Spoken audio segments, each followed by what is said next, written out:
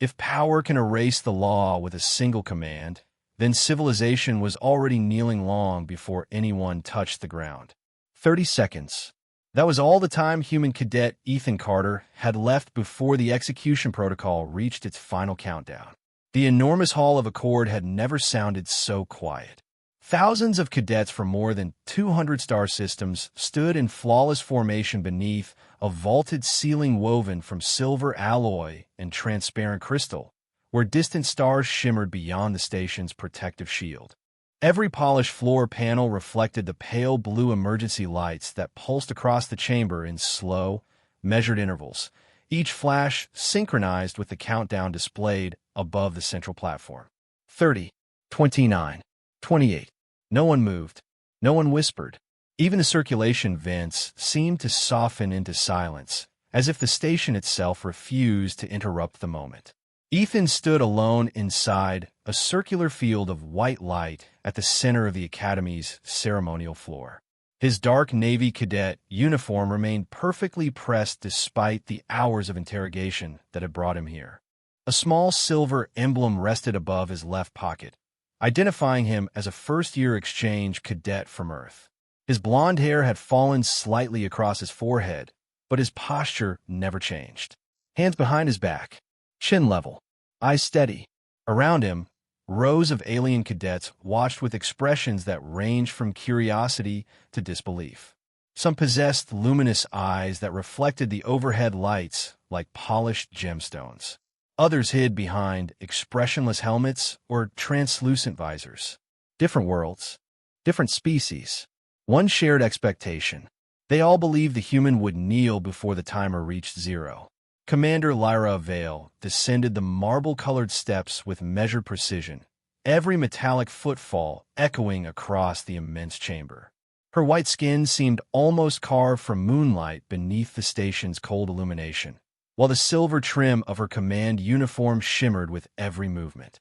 She carried no visible weapon. She didn't need one.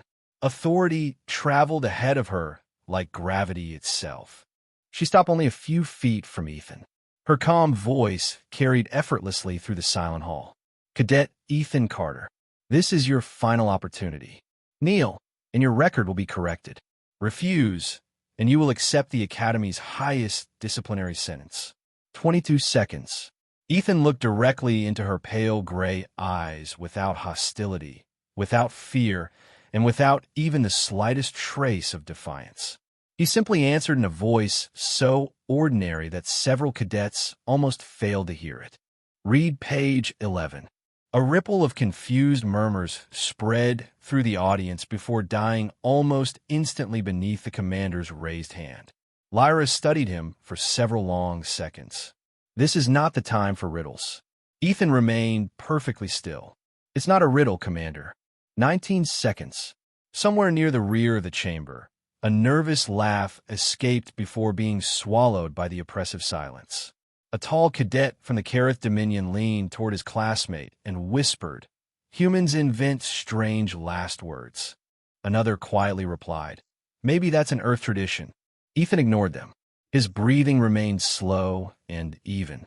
The Academy's environmental system maintained the chamber at exactly 68 degrees Fahrenheit, yet a faint chill seemed to drift through the enormous room. Above, the countdown continued without emotion. 16, 15, 14. Commander Lyra folded her hands behind her back. "Explain yourself." Ethan finally shifted his gaze toward the massive emblem engraved across the Academy floor, a symbol older than every government represented inside the hall. "I already did." His eyes returned to hers. Read page 11. For the first time since entering the chamber, uncertainty flickered across Lyra's composed expression. It disappeared almost immediately, replaced by disciplined restraint. Behind her, several senior officers exchanged brief glances. One quietly activated a wrist display, scrolling through archived regulations with increasing speed. Another frowned as if trying to remember something buried beneath decades of forgotten protocol. 13 seconds. 12. 11. Ethan noticed none of it. Or perhaps he noticed everything. He simply refused to react. The silence became heavier than any speech. Thousands of witnesses stood frozen beneath the endless ceiling, watching a single human cadet who looked far less like someone awaiting punishment than someone patiently waiting for everyone else to remember something they had forgotten. The first sound Ethan Carter remembered hearing that morning was not an alarm. It was the soft chime of the Academy clock announcing 0600 hours, followed by the distant hum of transport lanes flowing beneath the orbital station. Sunlight did not exist this far above any planet, yet the artificial dawn slowly washed across the residential wing in warm shades of amber, carefully designed to imitate an Earth sunrise. Ethan opened his eyes to the familiar ceiling of his compact cadet quarters. A single photograph rested beside his bed. It showed an old courthouse in Virginia where his grandfather had spent 35 years serving as a federal judge. Under the photograph, a handwritten sentence had faded with age. Respect the law, especially when it is inconvenient. Ethan smiled almost unconsciously before placing the picture back into its drawer. Around him, the station awakened with mechanical precision. Doors slid open. Footsteps echoed through polished corridors. The scent of fresh coffee blended with recycled air as cadets from dozens of civilizations prepared for another day of instruction. Some floated gently through low-gravity transit tubes, while others marched in disciplined formations according to traditions older than humanity itself. Galactic Military Academy was proud of one principle above all others. Every species entered as equals. At least that was what every recruitment brochure claimed. Reality felt different. Ethan noticed it during his first week, then his second. Eventually, he stopped counting. Conversations paused when humans entered a room. Professors often referred to Earth as an ambitious newcomer. Friendly smiles carried quiet assumptions. Humans were energetic. Humans were emotional. Humans were unpredictable. None of those descriptions bothered Ethan nearly as much as the silent expectation that humans should simply accept them. He never argued. He simply observed. By 7:30, hundreds of first-year cadets gathered inside the Hall of Honor for Orientation Day, one of the oldest ceremonies in Academy history. Towering banners displaying the symbols of every member civilization hung from the vaulted ceiling. Music performed by an automated symphony drifted through the chamber with mathematical perfection. Ethan stood beside his assigned squad while instructor Varek reviewed the ceremony. The instructor was a tall veteran whose silver uniform bore decades of service ribbons. His deep voice carried easily across the hall. When Commander Lyra Vale enters, every cadet will kneel until acknowledged. You will remain silent unless directly addressed. Several new cadets nodded immediately. Others practiced lowering themselves in synchronized motion. Ethan frowned only slightly. He raised one hand. Instructor, I have a question. A few nearby cadets exchanged amused glances. Humans always ask questions. Varek answered with restrained patience. Proceed. Ethan spoke calmly. Is kneeling required by Academy law? Or is it a ceremonial custom? The instructor blinked once. The question seemed almost out of place. It is tradition. Ethan remained polite. Tradition and regulation are not always the same. Several cadets turned toward him. One quietly muttered, "Here we go." Varek folded his hands behind his back. Cadet Carter, this ceremony has been conducted the same way for over 600 years. Ethan nodded respectfully. I understand. I am only asking whether the Academy Charter requires it. The instructor hesitated for barely a second before answering. You are expected to follow Academy protocol. Ethan thanked him without another word. Yet something about the exchange lingered in his mind. During a break before the ceremony began, he wandered into the Academy library, a vast circular chamber lined with physical books preserved from civilizations that believed knowledge deserved more than digital storage. Most cadets ignored the room entirely. Ethan never did. A librarian guided him toward a shelf containing the original Galactic Academy Charter, its dark blue cover worn smooth by centuries of careful hands. He opened the heavy volume with quiet curiosity.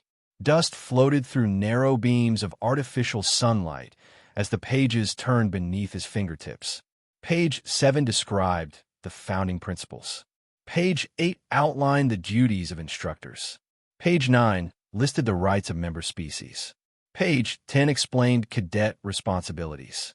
Then he reached page 11. Ethan stopped reading. His expression did not change, but his breathing slowed almost imperceptibly. He read the paragraph once, then a second time.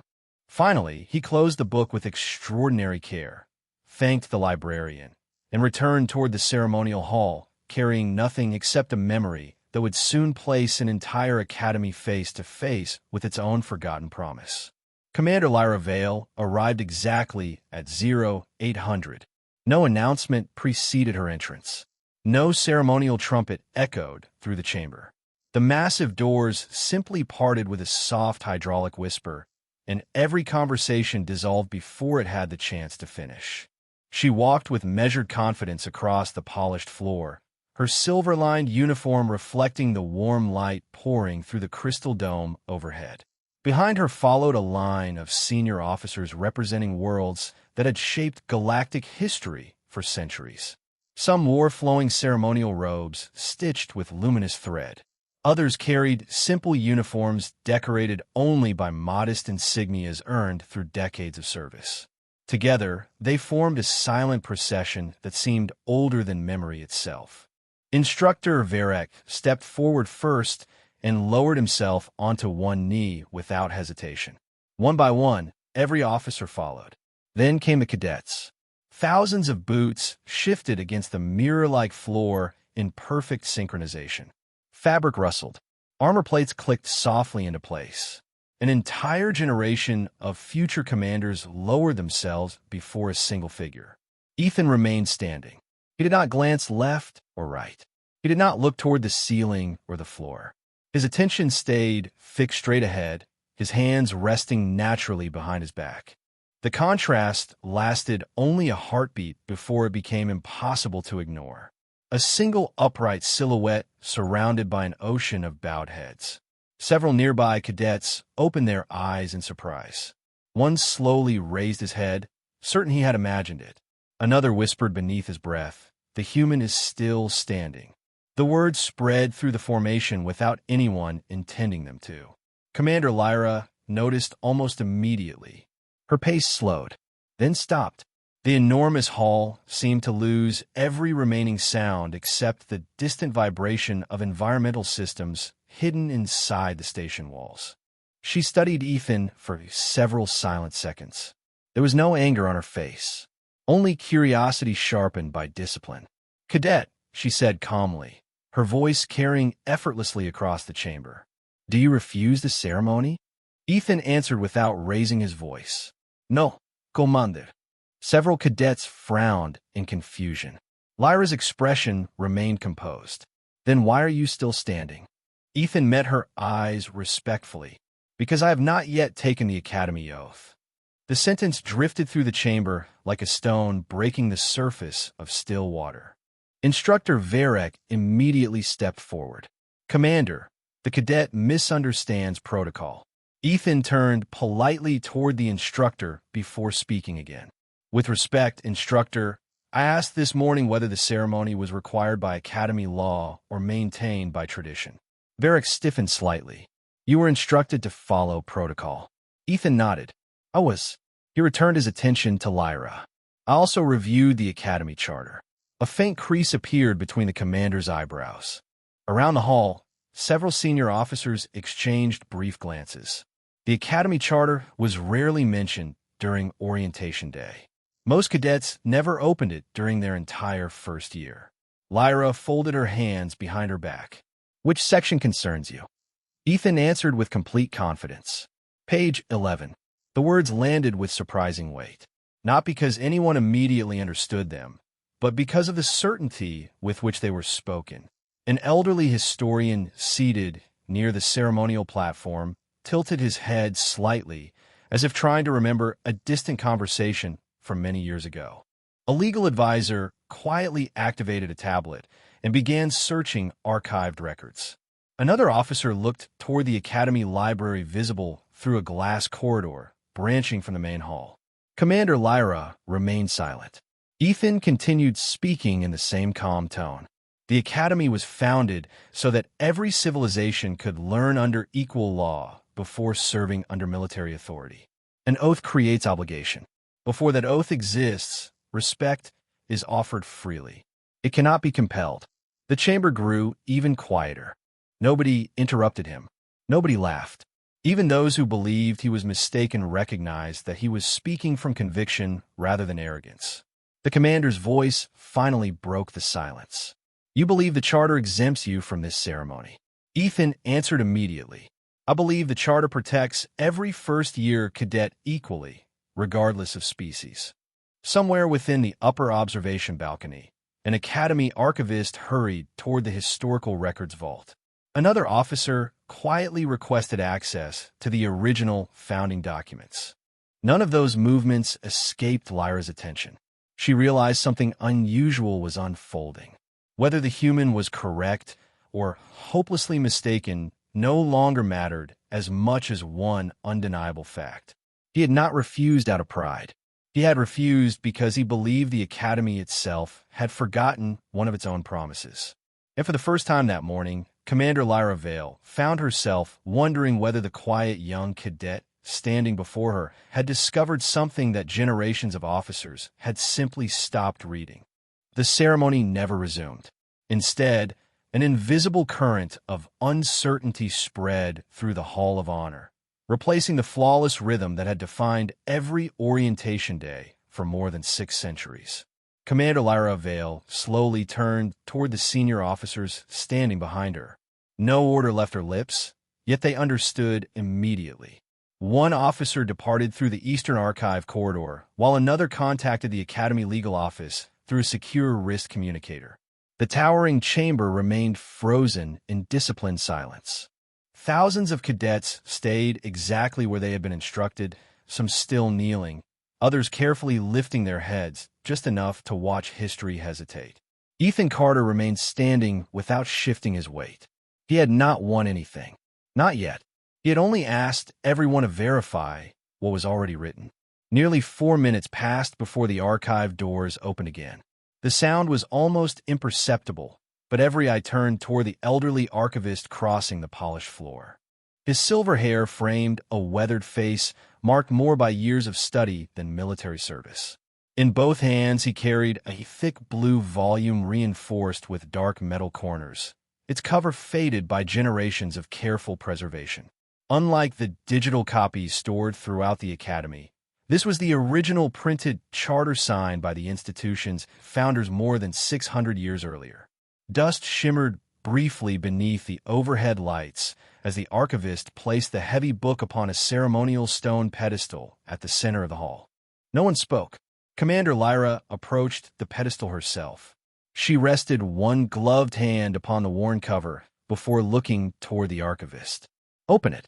The old scholar nodded respectfully and turned the pages with extraordinary care. Thick paper whispered against paper. The scent of aged parchment drifted faintly into the cool, recycled air. Every page carried handwritten annotations from previous generations of commandants, legal scholars, and historians. The Academy had preserved the book perfectly. It simply had not been read very often. Page 8, then page 9, then page 10. Finally, the archivist stopped. His eyes narrowed behind thin reading lenses as he quietly examined the text. The confidence in his posture faded almost immediately. He looked up once toward Commander Lyra before lowering his eyes back to the page. "Commander," he said softly, "please read the first paragraph yourself." Lyra stepped closer. The chamber became so silent that even the distant vibration of the station's life support systems seemed unusually loud. She read without expression. Then she read the paragraph again. Several seconds passed before she finally spoke. Academy Charter, Article 2, Orientation Protocol. Her calm voice echoed throughout the enormous hall. No cadet shall be compelled to kneel, salute, or otherwise demonstrate ceremonial submission before completing the oath of equal service. Respect freely given possesses greater value than obedience demanded. Let every future officer first stand as an equal beneath the law before standing beneath command. No one moved. No one even seemed to breathe. Across the chamber, dozens of senior officers instinctively looked toward one another with growing disbelief. The legal advisor quickly accessed the Academy's current ceremonial handbook, comparing it against the original text. His expression tightened. The modern handbook required all cadets to kneel during orientation day. The original charter clearly did not. Somewhere between 6 centuries of revisions, administrative updates, and ceremonial tradition, one sentence had quietly disappeared. Not through conspiracy, not through malice, simply through repetition. A tradition had slowly replaced a law until no one remembered there had ever been a difference. Instructor Varek lowered his eyes. His normally confident posture softened beneath the realization. He had taught the ceremony exactly as he had been taught by his instructors decades earlier.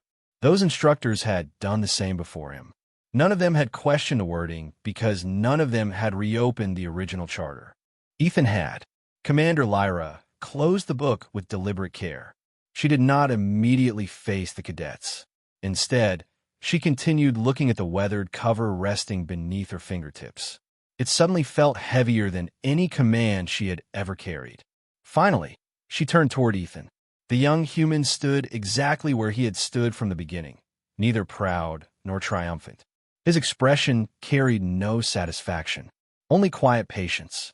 Lyra studied him for several long moments before asking a single question. "Cadet Carter, why did you not simply tell us what the page said?" Ethan answered with the same steady voice that had never once risen above respect. "Because if I quoted it, you might have argued with me. If you read it yourselves, you could only argue with the truth." The words settled over the chamber with extraordinary weight. For the first time that morning, every cadet, every instructor, and every officer understood that the human had never challenged authority. He had challenged forgetfulness. And sometimes forgotten words carried more power than the loudest command ever spoken. The silence inside the Hall of Honor no longer belonged to ceremony. It belonged to reflection. Thousands of cadets remained exactly where they were, yet the atmosphere had changed completely. What had begun as a simple orientation had quietly transformed into the Academy's most uncomfortable lesson in generations. Commander Lyra Vale looked across the immense chamber with new eyes. The polished floor, the towering banners, the rows of disciplined cadets, even the ceremonial platform beneath her feet suddenly felt less permanent than the words preserved inside a weathered book. Traditions could become habits. Habits could become assumptions. Assumptions could bury truth without anyone intending harm. She slowly addressed the assembled officers. "Suspend the ceremony." The instruction echoed through the chamber, surprising nearly everyone present. Orientation Day had never been interrupted in recorded Academy history. Yet no officer questioned the command. They understood that something far greater than a delayed ceremony now demanded attention. Within minutes, the senior leadership assembled around the circular strategy table overlooking the hall. Transparent displays floated above the polished surface, projecting side-by-side comparisons between the original Academy Charter and the revised ceremonial handbook currently used throughout the institution. Bright amber highlights illuminated every sentence that had changed over 6 centuries. Most revisions involved harmless formatting, updated terminology, or procedural clarifications. Then everyone saw it. The paragraph from Article 2 had not been rewritten. It had simply disappeared during an administrative revision nearly 180 years earlier. No explanation accompanied the omission. No official vote. No recorded debate. Just one missing paragraph that every future edition quietly inherited. Chief Legal Advisor Soren adjusted his reading lenses before speaking. "Commander, according to preservation records, the revision committee focused on simplifying ceremonial language for translation across newly admitted member civilizations.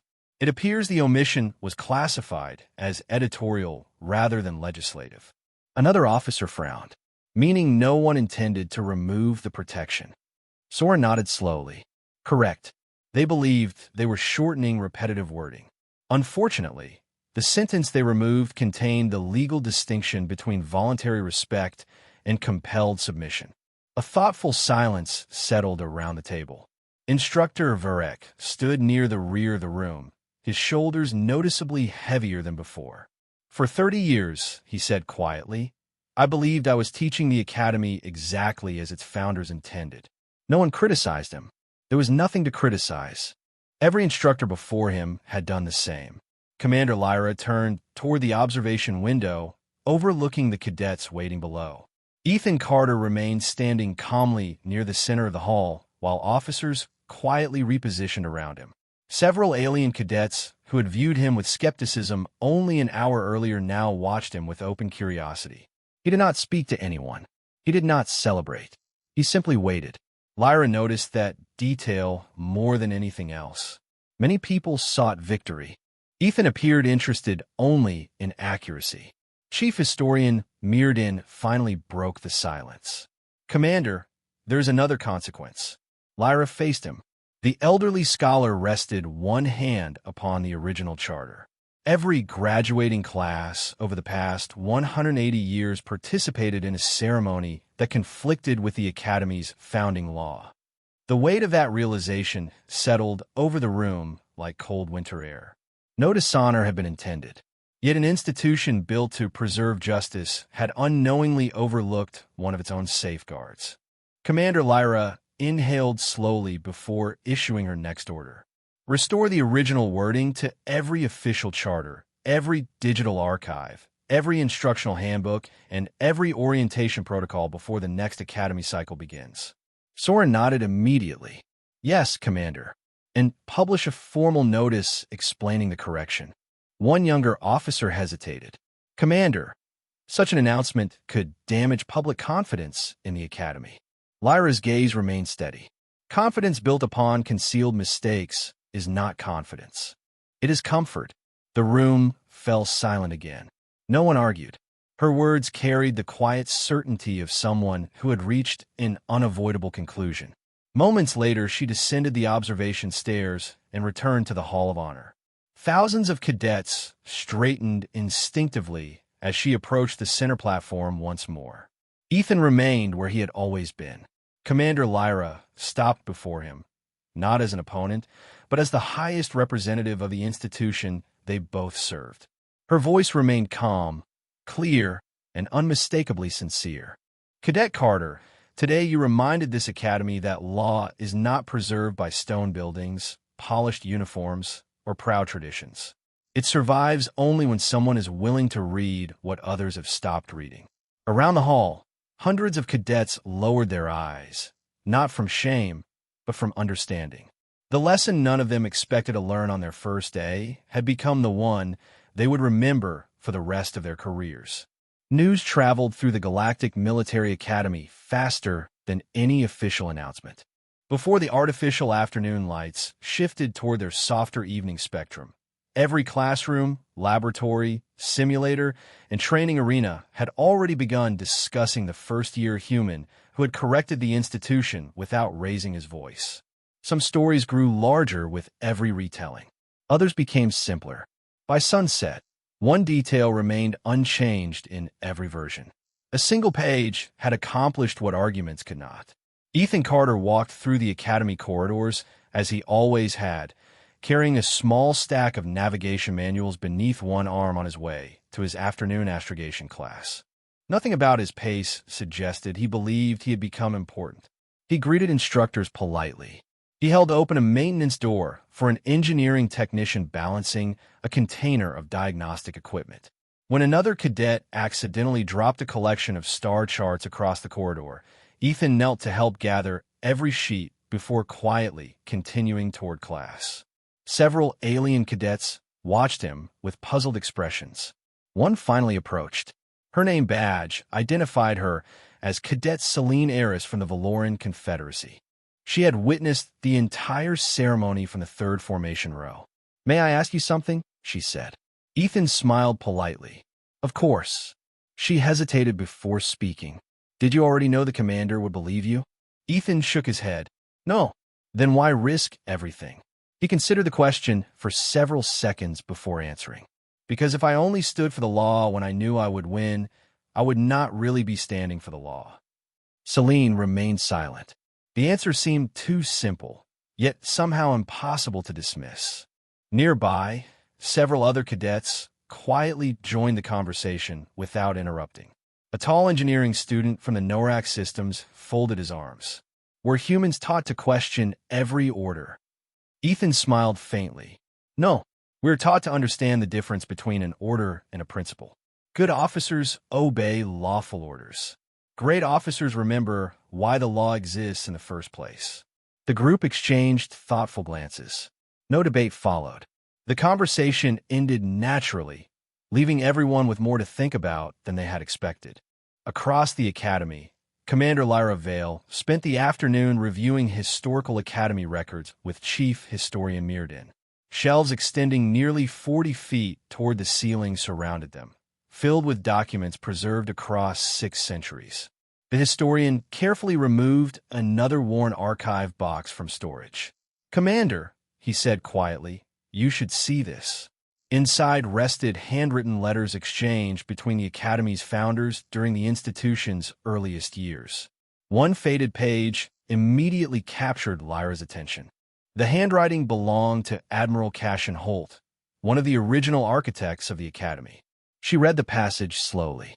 Never require from a student the outward symbols of respect before earning the inward reasons for it. Fear can imitate discipline for a season. Respect sustains discipline for generations. Lyra closed her eyes briefly. The words sounded remarkably similar to the forgotten paragraph on page 11. They reflected the same philosophy that Ethan had defended without ever claiming ownership of it. He had not introduced a new idea. He had simply returned an old one to the light. That realization stayed with her long after the archive session ended.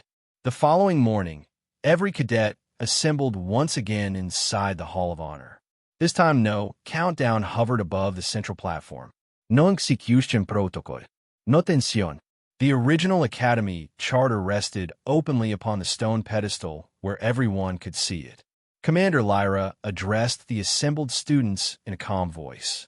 Yesterday, this institution remembered something essential. Tradition deserve respect. Law deserves fidelity. When the two conflict, every officer must possess the courage to examine both. She paused, allowing the words to settle across the immense chamber. Beginning today, every first-year cadet will study the original charter before taking the oath of equal service. You cannot defend principles you have never read. Quiet approval spread through the hall. Ethan stood among the other cadets now, no longer isolated at the center of attention. For the first time since arriving at the Academy, he looked exactly like everyone else. That was precisely how he preferred it. As the orientation resumed under the restored protocol, no cadet was instructed to kneel. Instead, they remained standing together beneath the towering banners of hundreds of civilizations, equal before the oath they had not yet taken. In that simple change, the Academy looked strangely different, as though the room itself had become larger. Not because its walls had moved, but because its ideals finally had enough space to stand beside the people they were meant to protect. 3 weeks later, the Academy had returned to its familiar rhythm, but something subtle had changed beneath the polished routines and carefully timed schedules. The restored charter had become required reading for every incoming cadet, and page 11 was no longer an overlooked paragraph hidden inside an aging volume. It had become the most discussed page on the entire station. Yet not everyone welcomed the change. Inside the Strategic Council chamber, a meeting unfolded behind sealed alloy doors, overlooking the endless black of space. Senior representatives from several member civilizations studied reports projected across a circular display table. One document after another summarized the same conclusion. Public approval of the Academy had increased after Commander Lyra Vale publicly restored the original charter. Trust among newer member worlds had risen noticeably. Enrollment requests had reached their highest level in almost 70 years. Most of the council viewed the numbers as encouraging. One delegate did not. High Marshal Corvin Drax folded his hands across the polished surface. His uniform carried decades of decorations earned through campaigns that had expanded the Alliance across dozens of systems. His voice remained calm, but every sentence carried unmistakable weight. An academy survives because cadets learn obedience before leadership. Another council member answered carefully. They're still learning obedience, Marshal. They're simply learning lawful obedience. Corvin shook his head almost imperceptibly. There's a difference between discipline and debate. We cannot afford officers who challenge every command. Commander Lyra remained composed. Neither can we afford officers who stop reading the laws they swear to defend. Several members quietly nodded. Corvin noticed. His expression hardened only slightly. One human cadet has already become a symbol. Lyra answered without hesitation. He never asked to become one. The discussion ended without resolution, but an uncomfortable tension remained after the council adjourned. Outside the chamber, Commander Lyra walked alone through the observation corridor overlooking the academy training grounds nearly 1,000 feet below. Cadets from dozens of species completed synchronized navigation exercises, while autonomous drones projected shifting star maps across the enormous simulation floor. Ethan Carter moved among his classmates without drawing attention to himself. He was explaining a complex orbital calculation to two engineering cadets who had struggled with the assignment. He pointed toward the holographic display, smiled once at their realization, and quietly stepped away before the instructor even noticed. Lyra watched for several moments. She had seen many talented cadets during her career. Talent attracted admiration. Character inspired imitation. That distinction concerned her far more than the council debate. Later that afternoon, Ethan received an unexpected message requesting his presence in the Office of Academic Review. Several classmates exchanged worried looks as he folded the notification and slipped it into his pocket. Celine Aris caught up with him outside the navigation building. "Do you think this is about the ceremony?" she asked. Ethan shrugged gently. "If it is, I will answer honestly. Are you nervous?" He smiled. "A little." She looked surprised by the admission. Ethan noticed her expression. Courage is not the absence of nervousness. It is remembering what matters after you feel it. The office waiting area overlooked a quiet indoor garden filled with carefully cultivated plants from dozens of inhabited worlds. Water flowed gently across smooth stone channels beneath soft afternoon lighting designed to resemble an Earth-autumn sky. Ethan waited almost 20 minutes before the door finally opened. Commander Lyra herself stepped into the reception area. "Cadet Carter, thank you for your patience." Ethan stood immediately. "Commander." She gestured toward the garden instead of the conference room. "Walk with me." They followed the narrow stone path in comfortable silence. Small fountains reflected golden light across the leaves overhead. After several moments, Lyra spoke. "You have become the subject of considerable discussion." Ethan nodded once. "I suspected that. Does it concern you?" He considered the question carefully. "Only if people remember me instead of remembering the charter." Lyra stopped walking. She studied him with quiet curiosity. "Most people your age would welcome recognition." Ethan looked toward the flowing water before answering. "Recognition fades. Principles stay useful." The commander allowed herself the smallest hint of a smile. It disappeared almost as quickly as it came. "Then I should warn you. There are those who believe principles become inconvenient when they limit authority." Ethan met her eyes calmly. "That is usually when they matter the most." For several seconds, neither of them spoke. Around them, the gentle sound of moving water filled the silence. Somewhere beyond the garden walls, cadets laughed as classes changed for the afternoon. Life at the academy continued exactly as before. Yet both of them understood that the next challenge would not come from a forgotten page. It would come from people who had read the page perfectly well and simply wished it said something different. The Academy's Founders' Day assembly arrived beneath a sky that did not belong to any planet. Beyond the transparent dome above the Grand Forum, thousands of stars stretched across the darkness with quiet indifference, while the orbital station drifted peacefully along its established course. Every cadet stood in perfect formation, wearing formal dress uniforms, polished boots reflecting the pale white light that spilled across the enormous stone plaza. Representatives from nearly every member civilization occupied the elevated observation gallery. Cameras hovered silently overhead, transmitting the ceremony throughout Allied space.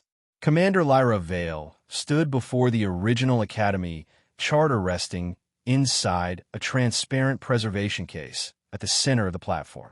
The restored page had already become a symbol across the Alliance. But today another decision would determine whether that symbol remained meaningful or became little more than ceremonial decoration. High Marshal Corvin Drax stepped forward first. His voice echoed through the plaza with practiced authority. Every institution depends upon visible discipline. Symbols matter because they remind future generations where authority resides. Several delegates nodded respectfully. Corvin continued without raising his voice. Commander Vale has restored the historical wording of the charter. I recognize the accuracy of that correction. However, I propose that all future Founders' Day ceremonies include a voluntary gesture of respect toward Academy leadership to preserve tradition. The wording sounded harmless. Voluntary. Respect. Tradition. Yet everyone understood the implication. A tradition repeated long enough could quietly become an expectation once again. Lyra looked across the assembled cadets before answering. Marshal, traditions deserve preservation only when they continue serving the principles that created them. Corvin folded his hands behind his back. Then demonstrate those principles. The plaza fell silent. Every camera shifted toward the central platform. Every cadet watched without moving. Corvin stepped aside, leaving only Commander Lyra beside the preserved charter. For several long moments, she simply stood there. Then, without speaking, she slowly turned away from the assembled officers. Instead, she faced the weathered Academy charter resting beneath protective crystal. With calm, deliberate movement, she placed one hand over her heart and lowered herself onto one knee before the open page. A quiet gasp rippled through the observation gallery. She had not knelt before a commander. She had not knelt before council. She had not knelt before political authority. She had knelt before the law itself. The entire plaza seemed to forget how to breathe. After several silent seconds, Lyra rose again and faced the audience. No individual stands above the charter that grants our authority. If we kneel at all, we kneel only before the principles that bind every one of us equally. No applause followed. None was necessary. The meaning reached every corner of the forum without a single raised voice. Ethan Carter watched from the third formation, row beside Celine Eris. He did not smile. He simply lowered his eyes for a brief moment, recognizing that the commander had protected something much larger than either of them. Corvin remained motionless. He could challenge an opinion. He could debate a policy. He could not easily argue against a commander who had honored the very institution she represented without placing herself above it. One by one, several senior officers approached the preservation case. None knelt before Lyra. None saluted each other. Instead, each paused briefly before the charter in quiet acknowledgement of the responsibility it represented. The gesture spread naturally through the assembled leadership without instruction or command. It was neither required nor forbidden. It was freely chosen. That difference changed everything. After the ceremony concluded, cadets slowly departed toward afternoon classes. Ethan lingered near the edge of the plaza, watching maintenance crews carefully secure the preservation case for transport back to the Academy archives. Commander Lyra approached without ceremony. Cadet Carter. Ethan turned respectfully. Commander. She looked toward the stars beyond the transparent dome. Today was not easy. Ethan answered honestly. The right thing rarely is. She nodded. You once told me that if I read the page myself, I could only argue with the truth. Ethan smiled faintly. Did it help? Lyra returned the smallest smile he had ever seen on her face. More than you know.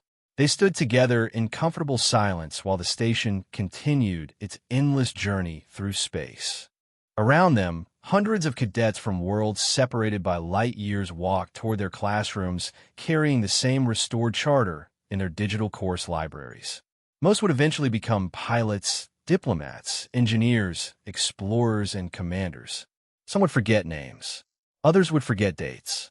Very few, however, would ever forget the morning an entire academy rediscovered that respect offered freely could accomplish what authority alone never could.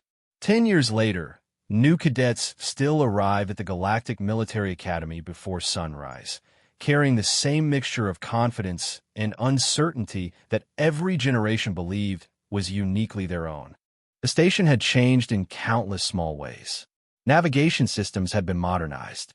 Training simulators now projected entire star systems with astonishing precision. New member civilizations had joined the alliance, adding unfamiliar languages and customs to the crowded corridors. Yet one place remained almost untouched. The Academy Library still preserved the original charter inside a quiet circular chamber where polished stone, warm lighting, and shelves of printed history invited every visitor to slow down. The old blue volume rested beneath transparent crystal exactly where it had for centuries. Only one difference caught every newcomer's attention. The book no longer opened to the first page. It opened naturally to page 11. During every orientation week, first-year cadets gathered inside the library before attending their first ceremony. There were no speeches waiting for them. No dramatic presentation. An instructor simply invited them to read the paragraph for themselves. Some finished in less than a minute. Others remained there much longer, tracing every sentence with thoughtful eyes. By the time they reached the Hall of Honor later that morning, every cadet already understood why no one would ever again be ordered to kneel before taking the oath of equal service. Respect had become a decision instead of a performance.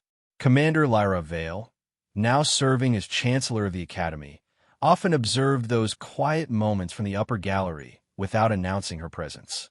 She had discovered long ago that the most important lessons rarely happened during formal lectures. They appeared in silence, when someone encountered an old idea and realized it still possessed the power to shape the future. One autumn cycle, a young cadet from a distant frontier colony approached the library desk after finishing the charter. He looked toward the elderly archivist with genuine curiosity.